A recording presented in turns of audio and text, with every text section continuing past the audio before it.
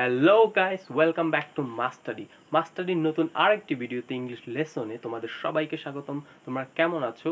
আশা করি ভালোই আছো, কারণ তোমরা যেই হারে ইংরেজি শিখতে চলেছো অবশ্যই তোমরা ভালো থাকবে, কারণ প্রতিদিন তোমরা নতুন নতুন অনেক কিছু শিখতে পারছো এই ভিডিওগুলোতে। তাহলে আজকে আমরা আরেকটি মজাদার টপিক নিয়ে আলোচনা করব, যেইগুলো আমাদের ইংরেজি যদি আমরা শিখতে চাই তাহলে সেই সহজ মাধ্যমগুলো আমাদের জানতে হবে, যে কিভাবে আমরা আমাদের ইংরেজি ফ্লুয়েন্সি বৃদ্ধি করব। তাহলে সব কিছু আমরা শিখতে পারবো। তো আজকের আমাদের সবচেয়ে মজার আরেকটি টপিক, আর আজকে হচ্ছে আমরা 9 নম্বর দিনে আছি। পূর্ববর্তী আমরা 8টা ক্লাসে শেষ করেছি এবং নতুন অনেক কিছু আমরা শিখে ফেলেছি সেই 8 ক্লাসে। তাহলে আজকে আমরা শিখব লেটের ব্যবহার।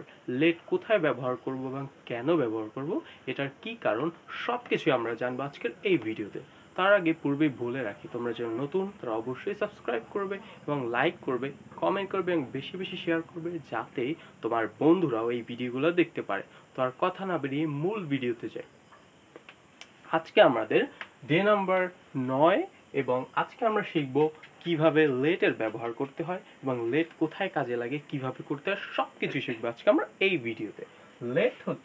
লেটের অর্থ হচ্ছে, আমরা যদি জানি, সেটা হচ্ছে কোনো কিছু যখন আমরা করতে বলবো বা করতে চাবো তখনই আমরা লেট ব্যবহার করব। লেট মি ডান্স, আমাকে নাচতে দিন। Let me Singh a song, আমাকে গান গাইতে দিন। লেট মি ইট, আমাকে খেতে দিন। লেট মি প্লে ফুটবল, আমাকে খেলতে দিন। এরকম হাজারো বাক্য আমরা আজকে তৈরি করা শিখবো।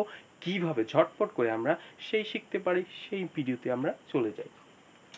লেট অর্থ করতে দিন বা কোনো কিছু করতে দেওয়া, সেরকম একটা। লেটের আমরা যদি স্ট্রাকচারটা দেখি, লেটের স্ট্রাকচার হচ্ছে, প্রথমে আমরা লেট রাখবো, তারপর অবজেক্টিভ প্রোনাউন রাখবো এবং সর্বশেষে আমরা ভার্ব রাখবো, সেটা হচ্ছে ভার্বের 1 নম্বর ফর্ম আমরা রাখবো। এই স্ট্রাকচার যদি আমরা ফলো করি, এরকম হাজারো বাক্য আমরা কিন্তু নিমিষেই তৈরি করতে পারবো। তাহলে সেই নিমিষেই কিভাবে তৈরি করব সেটাই দেখে নাও। যেমন যদি আমরা এখানে প্রশ্ন করি যে অবজেক্টিভ প্রোনাউন কোনগুলো, আমরা তো এর আগে কখনো নামও শুনিনি, তাহলে সেটা হচ্ছে যে আমি দেখিয়ে দিচ্ছি এখানে যে অবজেক্টিভ প্রোনাউন কোনগুলো। যেমন প্রথমে আমরা এখানে রেখেছি সিম্পল প্রোনাউন এবং এখানে হচ্ছে অবজেক্টিভ প্রোনাউন। যেমন সিম্পল প্রোনাউন আছে আই এবং অবজেক্টিভ প্রোনাউন হচ্ছে মি। আই এর অবজেক্টিভ প্রোনাউন হচ্ছে মি। আই অর্থ আমি আর মি অর্থ আমাকে। যেমন তারপর হচ্ছে উই, আমরা, আস, আমাদের, ইউ, তুমি, আর ইউর অবজেক্টিভ প্রোনাউনও ইউ হয়। তারপর হচ্ছে হি, সে, এবং হিম, তাকে।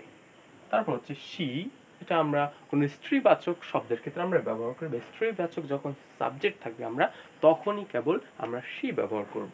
তাহলে শি এবং হার, দে এবং দেম, এগুলো আমরা শিখে ফেললাম যে কোনগুলো হচ্ছে অবজেক্টিভ প্রোনাউন এবং সেই অবজেক্টিভ প্রোনাউনের আমরা কিভাবে ব্যবহার করব সেটা আমরা এবার শিখব।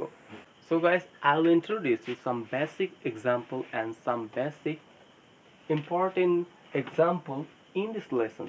So you can see this and how I'll prepare this example. Okay?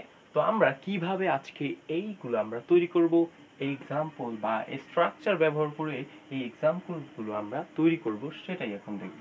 যেমন প্রথমে যদি আমরা এক্সাম্পলটা দেখি, আমাকে পড়তে দাও, এটা কিন্তু আমরা প্রায় বলে থাকি যে আমাকে পড়তে দাও, আমাকে বিরক্ত করো না, এরকম কিন্তু আমরা অনেক সময় বলে ফেলি। দ্বিতীয়টা হচ্ছে আমাকে ঘুমোতে দাও। হ্যাঁ, এটাও কিন্তু একটা ইম্পর্টেন্ট কথা যে আমাকে ঘুমাতে দাও, আমাকে বিরক্ত করো না। এটা কিন্তু আমরা আমাদের মায়েকে বলি অথবা অন্য কাউকে বলি যে আমাকে ঘুমাতে দাও, বিরক্ত করো না।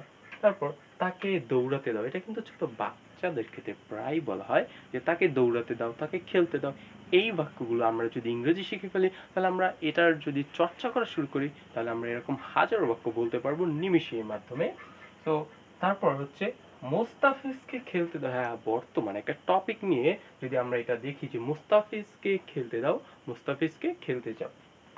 তাকে কাঁদতে দিন। হ্যাঁ, এটাও কিন্তু একটা সবচেয়ে গুরুত্বপূর্ণ। যখন বাচ্চা কাঁদে তখন তাকে বলবো যে তাকে কাঁদতে দিন। এই বাক্যগুলো আমরা আজকে কিভাবে ইংরেজি ট্রান্সলেট করব সেটাই এখন শিখব। প্রথম বাক্য হচ্ছে আমাকে পড়তে দিন। তাহলে আমরা স্ট্রাকচার অনুযায়ী প্রথমে আমরা লিখব লেট। লেট আমাকে আমরা পূর্বেই শিখেছি অবজেক্টিভ প্রোনাউন আমার, me. Let me let me study, আমাকে পড়তে দাও, লেট মি স্টাডি। আমাকে ঘুমাতে দাও, প্রথমে আমরা লেট রাখবো, লেট, তারপর অবজেক্টিভ প্রোনাউন লেট মি, ঘুমানোর ইংরেজি হচ্ছে স্লিপ, লেট মি স্লিপ, আমাকে ঘুমাতে দাও, লেট মি স্লিপ। তারপর হচ্ছে তাকে দৌড়াতে দাও, let let him run, let him run, তাকে দৌড়াতে দাও, লেট হিম রান। তারপর হচ্ছে মুস্তাফিজকে খেলতে দাও, let Mustafiz, let Mustafiz play, let Mustafiz play, মুস্তাফিজকে খেলতে দাও, লেট মুস্তাফিজ প্লে। তারপর হচ্ছে তাকে কাঁদতে দিন, হ্যাঁ এটা কিন্তু খুব গুরুত্বপূর্ণ একটা, তাকে কাঁদতে দিন, let him Cry, let him Cry, তাকে কাঁদতে দিন, লেট হিম ক্রাই। এরকম করে কিন্তু আমরা হাজার বাক্য তৈরি করতে পারবো নিমেষের মাধ্যমে। তো এরপর আমরা শিখবো আরেকটি, এটা তো আমরা সাধারণভাবে বলা আমরা শিখে গেলাম যে কিভাবে আমরা বলবো, কিভাবে বলতে পারি, সবকিছু আমরা শিখেছি এই লেসনের মাধ্যমে। এবার আমরা শিখবো যে কিভাবে এটারই আমরা নেগেটিভ বানাতে পারি বা নেগেটিভ ব্যবহার করতে পারি, সেইটাই শিখবো। Guys, in this lesson I'll show you better example and better structure in negative and this lesson, so you will see this structure, negative structure, and you will first don't plus let plus object pronoun and v1 and lastly object, এরকম করে কিন্তু আমরা এই বাক্যটা তৈরি করতে পারবো। তো সো আমরা আজকে এবার এই পর্যায়ে আমরা শিখবো কিভাবে নেগেটিভ করতে হয়, ডোন্ট লেট এর কিভাবে আমরা নেগেটিভ করতে পারবো সেটাই আমরা শিখবো, কিভাবে আমরা না বোঝক কোনো বাক্য তৈরি করতে পারবো লেট দিয়ে, সেটাই আমরা শিখবো এখন এই ভিডিওতে। So C this lesson example, যদি আমরা প্রথমটা দেখি, যেমন হচ্ছে তাকে খেলতে দিও না, এটা কিন্তু আমরা প্রায় বলি যে তাকে খেলতে দিও না। তো দ্বিতীয় নাম্বার হচ্ছে তাকে মোবাইল কিনতে দিও না, হ্যাঁ এটা কিন্তু সবচেয়ে একটা ইম্পর্টেন্ট লেসনের ভিতর পড়ে, যেটা হচ্ছে তাকে মোবাইল কিনতে দিও না। কেননা সে যদি মোবাইল কিনে তাহলে সে পড়ালেখা করবে না, বেশিরভাগই সময় রিলস দেখবে এবং স্ক্রল করতে থাকবে এবং নতুন কিছু শিখতে পারবে না। আর যদি তোমরা শিখতে চাও তাহলে অবশ্যই এই চ্যানেলের সাথে যুক্ত থাকবে, নতুন কিছু শিখতে থাকবে। তারপর হচ্ছে 3 নাম্বার, তাকে নকল করতে দিও না। 4 নাম্বার, তাকে বাসায় খেলতে দিও না। হ্যাঁ এইগুলো আমরা কিভাবে ইংরেজিতে ট্রান্সলেট করবো সেটা আমরা শিখবো, তোমরাও শিখতে থাকো। প্রথমটা হচ্ছে তাকে খেলতে দিও না, এই স্ট্রাকচার যদি আমরা অনুসরণ করি, প্রথমে আমরা লিখবো ডোন্ট লেট হিম প্লে, তাকে খেলতে দিও না, ডোন্ট লেট হিম প্লে। পরের নাম্বার, তাকে মোবাইল কিনতে দিও না, don't let him buy mobile, don't let him buy mobile. 3 number, তাকে নকল করতে দিও না, don't let him cheat, don't let him cheat, তাকে নকল করতে দিও না। 4 নাম্বার হচ্ছে তাকে বাসায় খেলতে দিও না, don't